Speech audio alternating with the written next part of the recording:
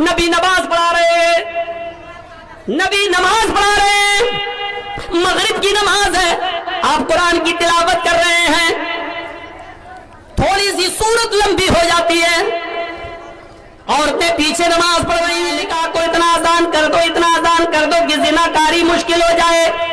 हमने जिनाकारी इतनी आसान कर दी, 500,000 रुपए में आज लड़कियों के जिस्म मिल जाते हैं, लेकिन निकाह करना इतना मुश्किल बना दिया है, इतना मुश्किल बना दिया कि निकाह के बारे में आदमी सोच रहा है।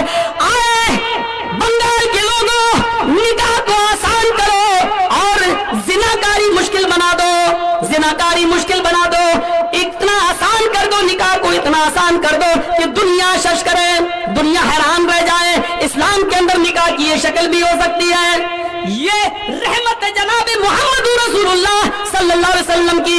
एक नबी नमाज पढ़ा रहे, नबी नमाज पढ़ा रहे, मगरिब की नमाज है, आप कुरान की तिलावत कर रहे हैं, थोड़ी सी सूरत लंबी हो जाती है, औरतें पीछे नमाज पढ़ रही हैं, एक बच्चे के रोने की आवाज आती है, नबी अकरम के कानों में उस औरत के बच्चे की रोने की आवाज आई, आपने वहीं से नमाज में रुकू कर लिया, अल्लाहु अकबर, समी अल्लाहु लिमन हमिदा, मुख्तसर सी नमाज पढ़ाई और सलाम फेर दिया।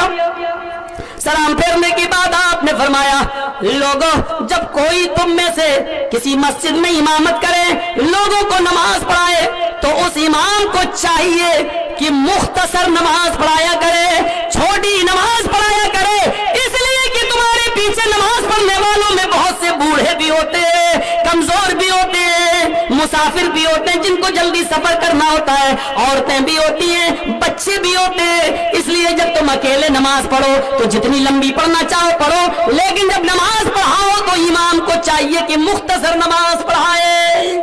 आपने रहम देखिए कैसा किया है, एक बच्चे के रोने की वजह से खुद नमाज को छोटा कर दिया, और फिर कयामत तक पैदा होने वाले हम जैसे मुल्ला मौलवियों को ऑर्डर दे दिया कि जब नमाज पढ़ाने के लिए खड़े हो तो छोटी नमाज पढ़ाओ, क्योंकि तुम्हारे लिए पीछे कमजोर भी होते हैं, मुसाफिर भी होते हैं, और बेचारे जरूरतमंद भी होते हैं, जिनको जल्दी से जाना होता है।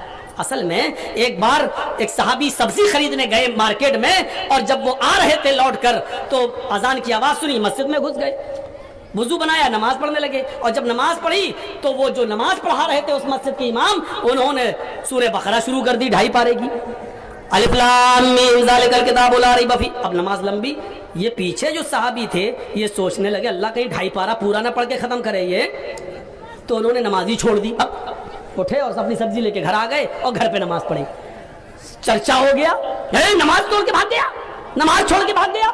दूसरे दिन शिकायत अल्लाह के नबी के पास आ गई, ज़ादुल मआद पढ़ी अल्लामा इब्न क़य्यिम की, अल्लाह के नबी ने बुलाया, नमाज तोड़ के भाग गए, बुलाओ। जब बुलाया उनको, कहा कल तुम मगरिब की नमाज में थे, कहाँ?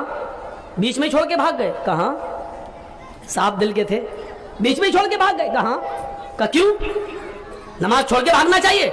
अल्लाह के नबी मेरे बच्चे भूखे थे, मेरी बीवी ने सब्जी मंगाई थी, घर में पकना था, मैं मस्जिद में गया, ये सूरह बकरा पढ़ रहे हैं, मैंने सोचा 2.5 पारे की इतनी लंबी सूरह पता नहीं कब खत्म होगी, मैं छोड़ के भाग गया और मैंने नमाज घर पे पढ़ी।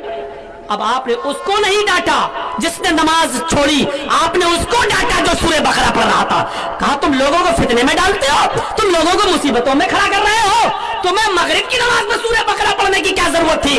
तुम में से जब कोई किसी की इमामत करे तो मुख्तसर और छोटी नमाज पढ़ाए। कभी कभी गांव में नमाज पढ़ने का मौका मिलता है, मैंने भी देखा, वो मौजमपुर इलाके में पहुंचा तो एक बाग में पहुंचा तो इसलिए एक हाजी साहब खड़े हो गए नमाज पढ़ाने के लिए।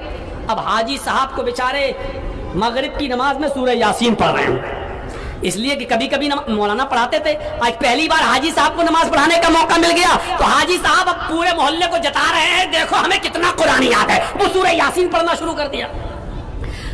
नमाज जब खत्म हुई तो फिर मैंने मुसल्ले पे खड़े होकर जो दर्स दिया, तो उस दिन की तारीख से हाजी साहब की फिर हिम्मत नहीं पड़ी मुसल्ले पे खड़ा होने की, दोबारा आए ही नहीं। मैंने आज सबसे बड़ी कमी यह है कि हम जिसको चाहते हैं उसको मुसल्ले पे खड़ा कर देते हैं, और बेचारों को नमाज पढ़ाना नहीं आती। कहाँ छोटी सूरत पढ़नी चाहिए, कहाँ बड़ी सूरत पढ़नी चाहिए, कब क्या पढ़ना चाहिए, जोहर में कौन सी सूरतें, मगरिब में कौन सी, असर कुछ पता ही नहीं, बस वो पढ़ा रहे, हम पढ़ रहे हैं। अरे कोई इमाम रखो, अगर उसके लिए उजरत भी देना हो तो दो, मोटी भारी रकम भी देना हो तो दो, عالم کو رکھیے آپ قرآن و حدیث کی قیمت نہیں دے رہے ہیں، آپ اس کی اجرت دے رہے ہیں۔ دین کا کام کرنا جائز فری میں کرو، لیکن دین کا کام کسی سے کروا رہے ہو وہ فری میں جائز نہیں ہے۔